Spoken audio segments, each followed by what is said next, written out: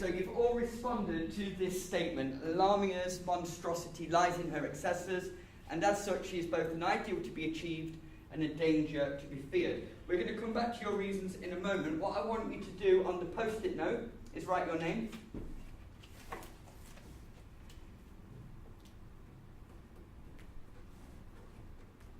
Attach your name into the area that corresponds to your beliefs. Red, you disagree. Yellow, somewhat agree, somewhat disagree. And green, you completely agree with this statement. Out you go.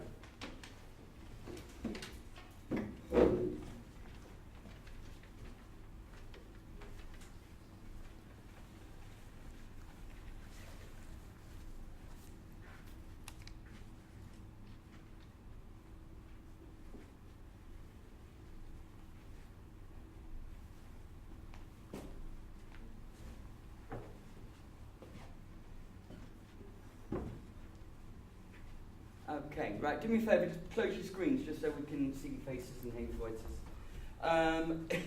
voices.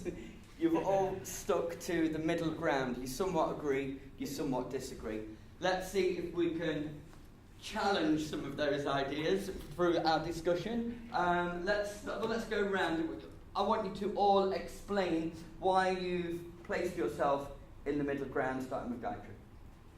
Well, in the actual mythology, I wouldn't say that Lamia is an ideal to be achieved for obvious reasons, but in the way Keats portrayed her, I think that she could be, because her the reason I put down on my side was because her love is strong enough to cross boundaries where she loves a mortal despite her being a monster.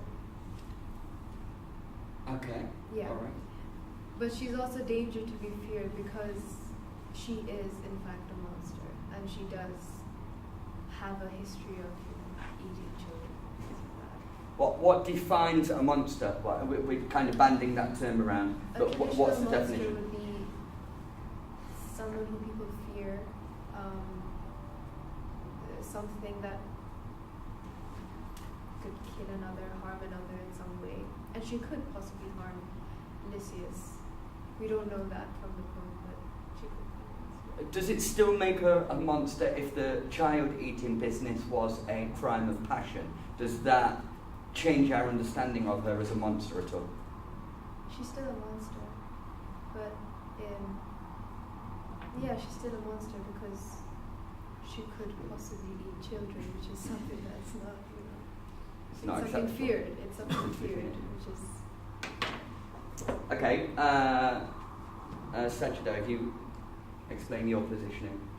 Well, I was looking at it more like how she interferes with men, and so I think that she's referred to as like a femme fatale, but one who is moved by love. So that means that she could be dangerous to men, but at the same time she herself is moved by love, so she's not completely monstrous in that way, so you kind of can feel sorry for her. So I don't think she is an ideal to be achieved because she still kind of hides herself from the person that she loves, but I don't think that her intentions are wrong, so I don't think she should be feared in that sense. Okay, the statement says that her monstrosity, if we're to build upon what Gayatri said, her monstrosity lies in her excesses. Can you explain that to me? What are her excesses, and why does it link with the idea of being a monster?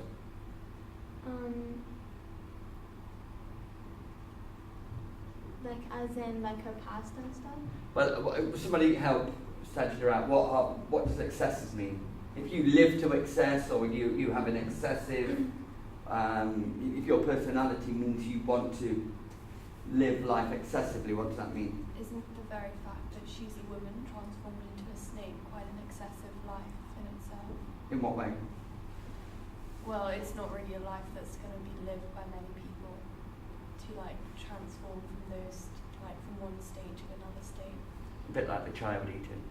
Yeah. Is the child eating excessive? Let me try and, without giving you the definition of the term, if I was to say, listen, Lamia, that child eating business is a bit excessive, mate. Am I using that in the right context? Does that help you understand what it means to be excessive? bit over the top. Explain. So over the top, okay. Have you got any friends that live to excess? What's the modern implication of if you live to excess? Reckless consumption of anything. Yeah, absolutely. Alcohol. Yeah, completely. When we say somebody lives to excess, it means they do it and more. And whatever the it is, whether it's drugs, alcohol, hedonistic lifestyle, they do something and go beyond it. So when we're talking about the child eating, remember she did this to revenge, to get revenge. So what might be some of the normal ways you'll get revenge on someone? Backstabbing, blackmailing. Okay, retaliation. What else? Doing the same thing back that person Yeah. did to you. Yeah, so retaliating, violence, eating someone's children. So are we understanding a little bit more about excessive? Okay, so let me ask you again. Sajida, Lamia's monstrosity lies in her excesses. What does that mean? Okay, so I think in the original story it would make more sense because she does eat the children, but because this is not mentioned in the Keats poem, I think that is not completely true in this sense, and that she's shown less of this in the poem. Okay, so would you argue that Keats is more sympathetic towards her? Yeah, sympathetic in the sense that he kind of tries to understand her more than like the myth, probably. Okay, Charlotte, your positioning. I think that she is to some extent an ideal to be achieved, because from the fact that she's able to persuade Hermes into making a deal with her, and Hermes is like a very important Greek god. So the fact that she has influence over him when she's meant to be just like an average person, that's something that maybe would be desirable for like other people would desire to have. Okay. But then I still think she's a danger from the very fact that we don't know why she's been transformed into a snake. So in the myth, Lamia is a child-eating woman because she was Zeus's mistress, and then his wife made Lamia like that. And the fact that it's unknown to the readers as to why she's a snake is something to be feared. Like that unknown reason is fearful, I think. Okay. Well, so what's the most fearful aspect of her? Is it her child-eating past or links? Is it the fact that she's not quite human, not quite animal? Where does the fear come I from? think the fear is the fact that we don't know why she's a snake.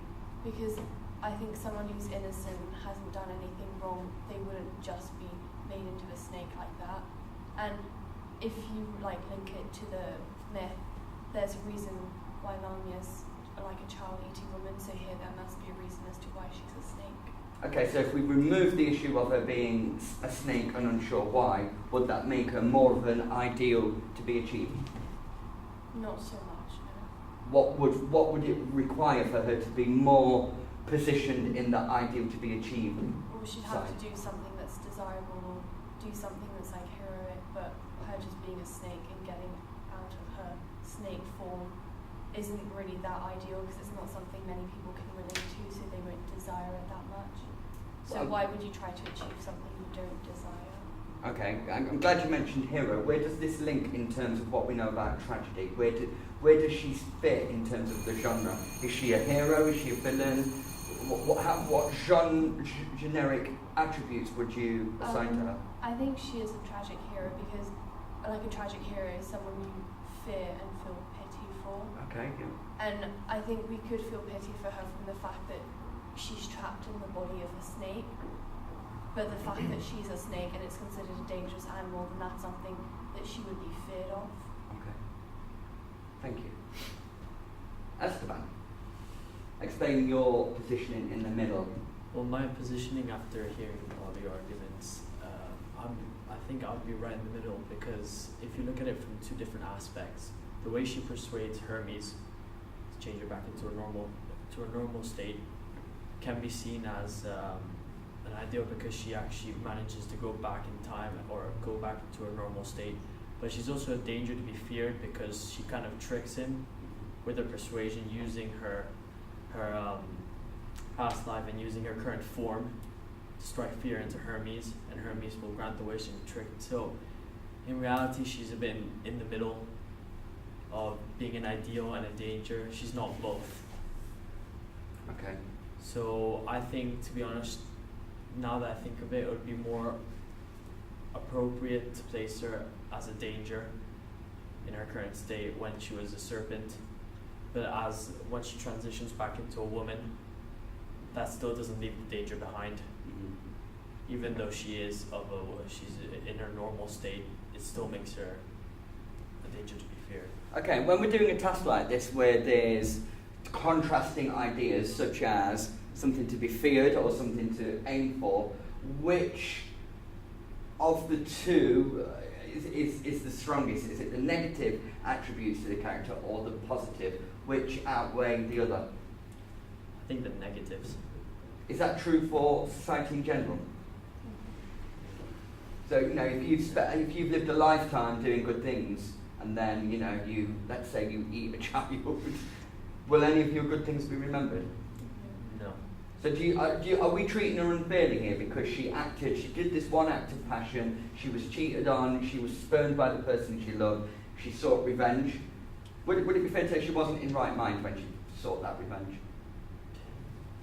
I mean, yeah, it would be fair to say that, but at the end of the day, she did do a terrible thing, like, in terms of mythology.